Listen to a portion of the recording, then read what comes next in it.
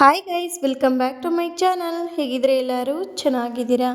ಇವತ್ತಿನ ಸಂಚಿಕೆಯಲ್ಲಿ ನಿನ್ನ ಜೊತೆ ನನ್ನ ಕತೆ ಸೀರಿಯಲಲ್ಲಿ ಏನಾಗುತ್ತೆ ಅಂತ ನೋಡೋಣ ಬನ್ನಿ.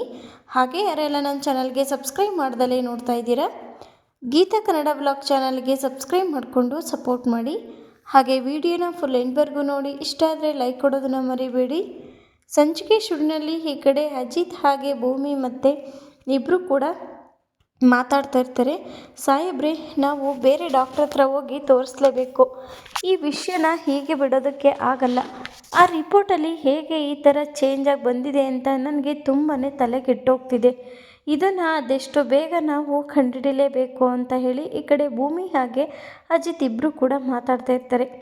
ಇನ್ನೊಂದು ಕಡೆ ಅಜಿತ್ ಇದ್ದವನು, ಭೂಮಿ ನೀನು ಇದ್ರ ಬಗ್ಗೆ ತಲೆ ಕೆಡಿಸ್ಕೋಬೇಡ. ಅಮ್ಮನ ಒಪ್ಪಿಸಿ ನಿನ್ನನ್ನು ಹೊರಗಡೆ ಕರ್ಕೊಂಡೋಗೋ ಜವಾಬ್ದಾರಿ ನಂದು. ಅಮ್ಮಂಗೆ ಏನಾದರೂ ಮಾಡಿ ನಾನು ಒಪ್ಪಿಸ್ತೀನಿ. ನೀನು ರೆಡಿಯಾಗಿರು, ನನ್ನ ಜೊತೆನೇ ಬಾ, ಆಗ ಅಮ್ಮ ಏನು ಕೇಳೋದಿಲ್ಲ. ಹೋಗಿ ಬನ್ನಿ ಅಂತ ಹೇಳ್ತಾರೆ ಅಂತ ಹೇಳಿ ಈ ಕಡೆ ಅಜಿತ್ ಹೇಳ್ತಾನೆ. ಭೂಮಿ ಇದ್ದವಳು, ಸರಿ ಸಾಹೇಬ್ರೆ, ಅದೇನು ಮಾಡ್ತಿರೋ ಗೊತ್ತಿಲ್ಲ, ನೀವು ಅತ್ತೆನ ಒಪ್ಸೋ ಜವಾಬ್ದಾರಿ ನಿಮ್ಮದು ಅಂತ ಹೇಳಿ ಈ ಕಡೆ ಭೂಮಿ ಹೇಳ್ತಾಳೆ. ಇನ್ನೊಂದು ಕಡೆ ಅಜಿತ್ ಇದ್ದನು, ಸರಿ ಹಾಗಿದ್ರೆ ನಾನು ಕೆಳಗಡೆ ಹೋಗಿ ಅಮ್ಮಂಗೆ ಹೇಳ್ತಾ ಇರ್ತೀನಿ, ನೀನು ಬೇಗ ಬಾ ಅಂತ ಹೇಳಿ ಈ ಕಡೆ ಭೂಮಿಗೆ ಹೇಳಿ ಹೋಗ್ತಾನೆ. ಇನ್ನೊಂದು ಕಡೆ ದೇವಯಾನಿ ಹಾಗೆ ಅಪೇಕ್ಷೆ ಇಬ್ಬರು ಕೂಡ, ಏ ಅಪ್ಪು, ನೀನು ಮಾಡಿದ್ದು ತಪ್ಪು. ಯಾಕಂದರೆ ನೀನು ಈ ರೀತಿ ಪ್ಲ್ಯಾನ್ ಮಾಡ್ತೀಯ ಅಂತ ನನಗೆ ಗೊತ್ತೇ ಇರಲಿಲ್ಲ. ಈಗ ಇದನ್ನೆಲ್ಲ ಹೇಗೆ ಸರಿ ಮಾಡೋದು ಅಂತ ನನಗೆ ತುಂಬಾ ಯೋಚನೆ ಆಗ್ತಾಯಿದೆ ಅಂತ ಹೇಳಿ ಈ ಕಡೆ ದೇವಯಾನಿ ಹೇಳ್ತಾ ಇರ್ತಾಳೆ. ಇನ್ನೊಂದು ಕಡೆ ಅಪೇಕ್ಷೆ ಇದ್ದವಳು, ಅತ್ತೆ, ನಾನು ಹೇಗಾದರೂ ಮಾಡಿ ಇವರಿಬ್ಬರು ನಿಜವಾದ ಗಂಡ ಹೆಂಡತಿ ಅಲ್ಲ ಅನ್ನೋದನ್ನು ತಿಳ್ಕೊಳ್ಳೇಬೇಕು ಅಂತ ಹೇಳಿ ಈ ರೀತಿ ಪ್ಲ್ಯಾನ್ನ ಮಾಡಿದೆ. ಆದರೆ ಈ ಭೂಮಿನ ಎಲ್ಲರೂ ಕೂಡ ತಲೆ ಮೇಲೆ ಇಟ್ಕೊಳ್ಳೋದನ್ನು ನೋಡಿ ನನಗೆ ತುಂಬಾ ಕೋಪ ಬರ್ತಾಯಿದೆ. ಇನ್ನೂ ಕೂಡ ನನಗೆ ಹೊಟ್ಟೆ ಕಿಚ್ಚಾಗ್ತಾಯಿದೆ. ಈ ಭೂಮಿನ ಏನಾದರೂ ಮಾಡಿ ನಾನು ದೂರ ಮಾಡಲೇಬೇಕು ಅಂತ ಹೇಳಿ ಹೋದರೆ ಎಲ್ಲರೂ ಕೂಡ ಈ ಭೂಮಿನ ಹತ್ರ ಮಾಡ್ಕೊತಾ ಇದ್ದಾರೆ. ಈ ವಿಷಯದಿಂದ ಹೇಗಾದರೂ ಮಾಡಿ ಇವರಿಬ್ಬರನ್ನ ದೂರ ಮಾಡ್ಬೋದು ಅಂತ ನಾನು ಅಂದ್ಕೊಂಡಿದ್ದೆ ಅಂತ ಹೇಳಿ ಈ ಕಡೆ ಅಪೇಕ್ಷೆ ಹೇಳ್ತಾಳೆ. ದೇವಯಾನಿ ಇದ್ದವಳು, ಅಪೇಕ್ಷಾ, ಮೊದಲೇ ನಿನಗೆ ಈ ಮನೇಲಿ ಯಾರು ಕಂಡ್ರೂ ಆಗೋದೇ ಇಲ್ಲ, ಅದರಾಗಲಿ ಸಂಗೀತಂಗೆ ನಿನ್ನನ್ನು ಕಂಡ್ರೆ ಆಗೋದೇ ಇಲ್ಲ. ಮೊದಲು ನಿನ್ನನ್ನು ನಿನ್ನ ಗಂಡನ ಮನೆಗೆ ಓಡಿಸೋದನ್ನೇ ಕಾಯ್ತಾ ಇರ್ತಾಳೆ.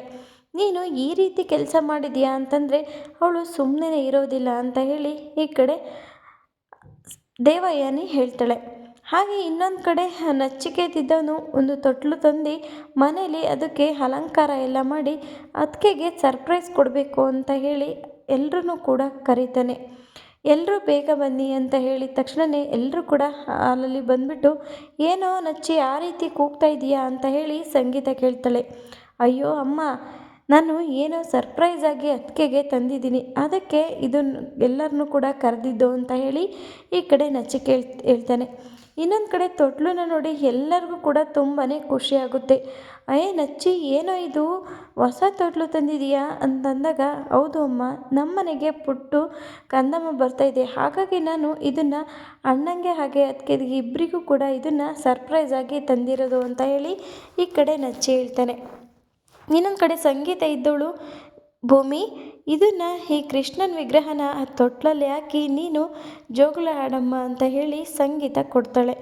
ಭೂಮಿ, ಹೇಗಪ್ಪ ಮಾಡೋದು ಇದನ್ನು ಅಂತ ಹೇಳಿ ಮನಸ್ಸಲ್ಲಿ ಅಂದ್ಕೊಂಡು ತುಂಬಾ ಖುಷಿಯಿಂದ ಆ ಕೃಷ್ಣನ ವಿಗ್ರಹನ ಇಟ್ಟು ಚೆನ್ನಾಗೆ ಹಾಡೆಲ್ಲ ಹೇಳ್ಬಿಟ್ಟು ಹೇಳ್ತಾ ಇರ್ತಾಳೆ.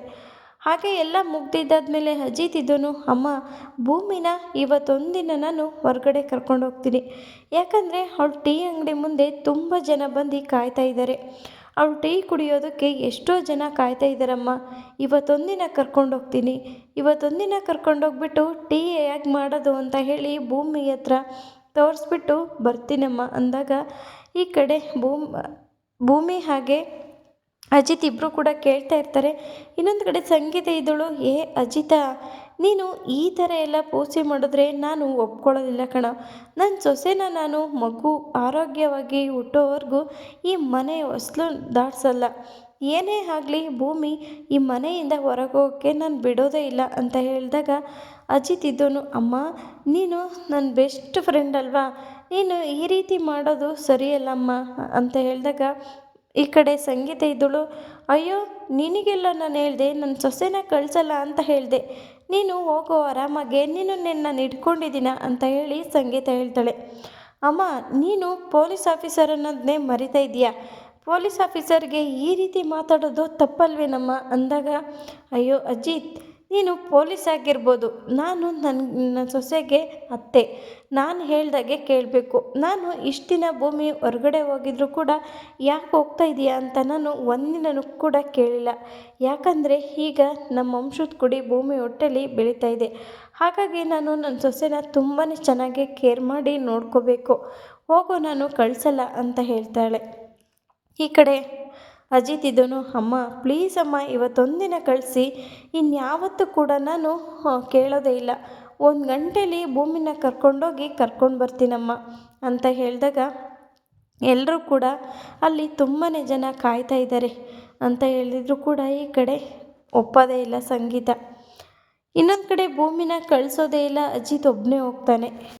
ಒಬ್ಬನೇ ಹೋಗಿದ್ದಾದಮೇಲೆ ಸತ್ಯಣ್ಣನ ಹತ್ರ ಸ್ಟೇಷನಲ್ಲಿ ಎಲ್ಲ ವಿಷಯನೂ ಹೇಳ್ತಾನೆ. ಇಲ್ಲಿಗೆ ಈ ಒಂದು ಸಂಚಿಕೆ ಮುಕ್ತಾಯವಾಗಿರುತ್ತೆ. ನಾಳಿನ ಸಂಚಿಕೆಯಲ್ಲಿ ಏನಾಗುತ್ತೆ ಅಂತ ನೋಡೋಣ. ಈ ಒಂದು ವಿಡಿಯೋ ನಿಮಗೆ ಇಷ್ಟ ಆಯಿತು ಅಂತ ಅಂದ್ಕೊಂಡಿದ್ದೀನಿ. ಇಷ್ಟ ಆದರೆ ಲೈಕ್ ಕೊಡೋದನ್ನು ಮರಿಬೇಡಿ. Thank you for watching.